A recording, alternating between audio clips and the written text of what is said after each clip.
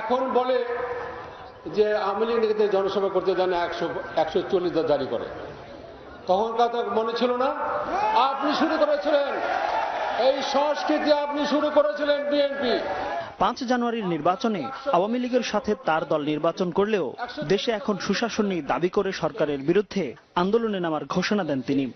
এখন থেকে আন্দোলন শুরু হলো আমাদের। সরকারের প্রতিটি কাজের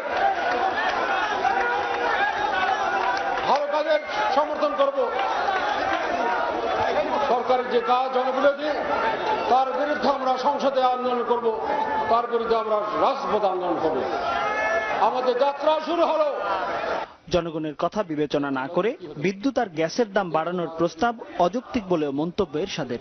এখন শুনছি বিদ্যুৎ আর গ্যাসের দাম বাড়াবে। কেন বাড়াবেন? 14,000 কোটি টাকা বিদেশে গেল যে পাচার করলো, ওই টাকাটা নিয়ে আসেন, ওইটা দিয়ে ভর্তুকি দেন, গরিব মানুষ অত্যাচার করবেন না। মাসুম খান, চ্যানেল 24, ঢাকা। এবছর নতুন ভোটার হয়েছেন 46,72,176 জন। আজ নতুন ভোটারদের খসড়া তালিকা প্রকাশ করবে নির্বাচন কমিশন।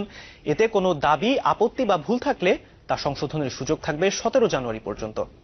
সংশোধন শেষে আগামী 31 জানুয়ারি চূড়ান্ত ভোটার তালিকা প্রকাশ করবে কমিশন। বৃহস্পতিবার একটি সংবাদ সম্মেলনে এসব তথ্য জানানো হয়। 1 জানুয়ারি 2015 সালে যাদের বয়স 18 পূর্ণ হয় তাদের হিসাব ধরে গত 15 মে থেকে ভোটার তালিকা হালনাগাদ শুরু করে নির্বাচন কমিশন।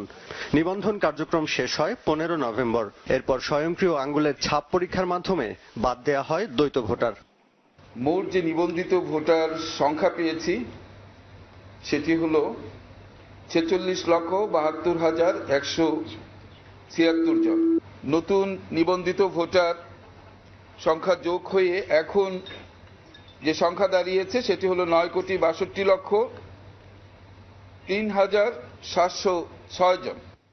সচিব জানান, হালনাগাদ করা খসড়া ভোটার তালিকা প্রকাশ করা হবে শুক্রবার। কমিশনের ওয়েবসাইট সহ জেলা, উপজেলা ও থানা নির্বাচন অফিস, সিটি কর্পোরেশন, পৌরসভা ও ইউনিয়ন পরিষদ কার্যালয়ে এই তালিকা দেখা যাবে। 17 জানুয়ারি পর্যন্ত ভুল সংশোধনের সুযোগ থাকবে। এই খসড়া প্রকাশিত হওয়ার পর 17 জানুয়ারি পর্যন্ত দাবি, আপত্তি এবং সংশোধনের জন্য আবেদন করা যাবে সংশোধনকারী কর্তৃপক্ষের কাছে।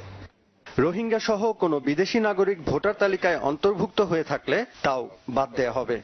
কারোর নজরে এলে তারা যেন সংশোধনকারী কর্তৃপক্ষের কাছে এটি অভিযোগ আকারে দেন। তবে যারা রোহিঙ্গাদের ভোটার হতে সহায়তা করেছেন তাদের শাস্তি পেতে হবে বলেও সতর্ক করেন সচিব। তদন্ত করে ব্যবস্থা গ্রহণ করতে হবে, এটি তদন্তাধীন আছে। G M Mustafizul Alam, channel 24, Dhaka. একটা বিরতি নিচ্ছি, যখন ফিরছি তখন থাকবে।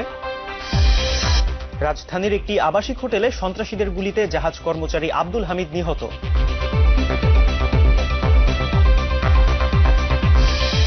মানব পাচারে অর্থ লেনদেনে জড়িত 26 হুন্ডি ব্যবসায়ী, পাচারকারীদের সমন্বয় করেন মালয়েশিয়ান এক নারী।